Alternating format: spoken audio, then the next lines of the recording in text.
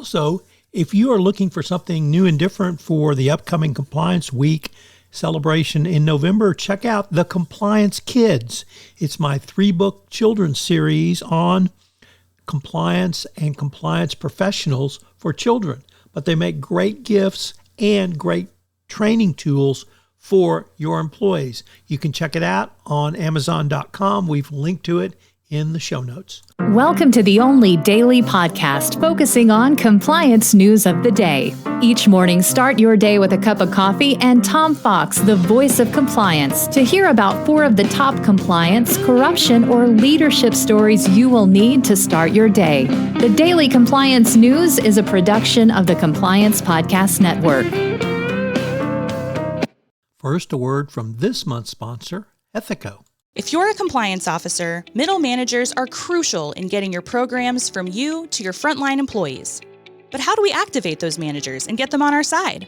Ethico's new Middle Manager Toolkit equips you with the skills needed to empower your managers, to promote a culture where ethical behavior thrives and employees feel empowered to speak up. Learn how to turn frontline managers into ethical leaders with our new white paper, Empowering Middle Managers as Ethics Champions. And did I mention you can get the whole toolkit for free? Head to ethico.com to download the full toolkit today. The Daily Compliance News for September 17, 2024, the $100 million plus $106 million edition case.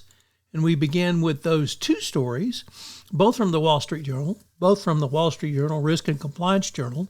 The first by Josh Beckerman, which reports that Ohio's First Energy has agreed to pay $100 million to the SEC to settle the Ohio bribery charges that has embroiled First Energy for many years.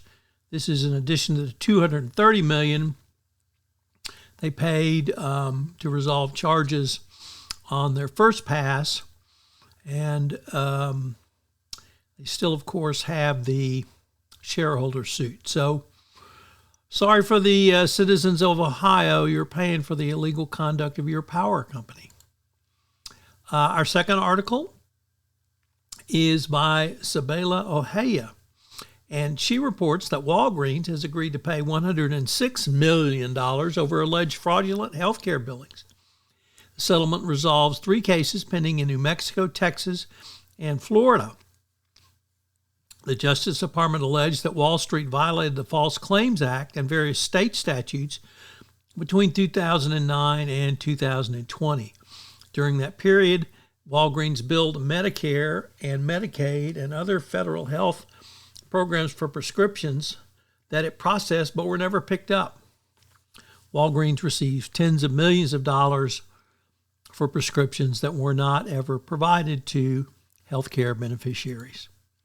Next up from Reuters, TikTok's faced some tough questions from the Court of Appeals as it tries to block a U.S. law that would ban its use as soon as January 19th, arguing that it violates free speech protections, but faced some tough questions from the court.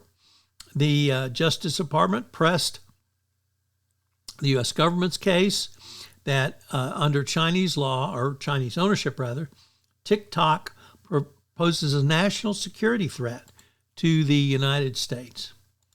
And our final story comes to us from Bloomberg, which reports that 2 ex-New York Fire Department chiefs were charged with bribery and corruption as the imbroglio around current Mayor Adams continues.